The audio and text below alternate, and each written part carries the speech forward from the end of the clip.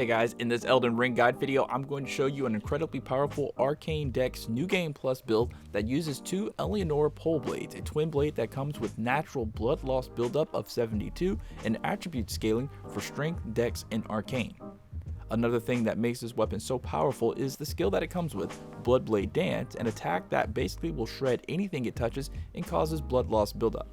If you're on your first playthrough of Elden Ring or you forgot where to get this weapon, it's a drop after you find and defeat Eleonora at the second Church of Marika in the Altus Plateau, seen here on my map. Having one of these weapons is devastating enough, but having two makes you pretty much invincible, being able to utilize overpowered twin blade jumping attacks as well as the Blood Blade Dance. Equipment I use for this build are the two Eleonora twin blades, but if you only have one, using the normal twin blade with Seppuku Ash of War works just as well. Along with the twin blades, I use Akina's mask for the added dexterity. If you don't yet have Akina's mask, please see my previous video on its location. For the armor, I use the white reed armor set, which can be obtained by visiting the Spirit Caller Cave in the mountaintops of the Giants, seen here on my map. For talisman, I use Marika's Sword Seal because it raises attributes for intelligence, mind, faith, and arcane, the Lord of Blood's Exaltation for increased attack power when blood loss is in the vicinity, and the Rotten Wing Sword Insignia for greater attack power with successive attacks. The Claw Talisman is used for enhanced jump attacks, and a fifth option to trade out for the Rotten Wing Sword Insignia would be the Shard of Alexander for the boost in power it gives for skills, like the Blood Blade Dance.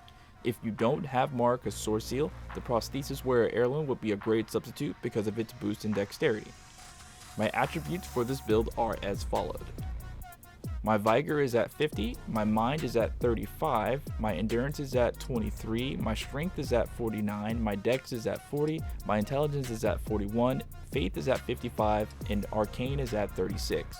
With the Akina mask, my Dex jumps from 40 to 43, and with the Marika's Sword Seal, my Mind, Intelligence, Faith, and Arcane all raised by 5 points.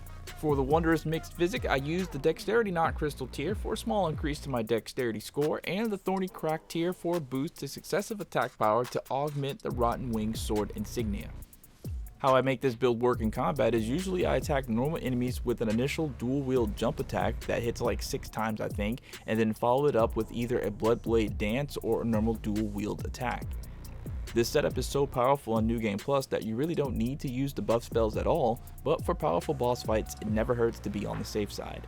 For enemies that are far off, I'll use the Black Blade Incantation because it has the most range of all my offensive incantations, and for a group of enemies I'll use Giant's Flame Take Thee.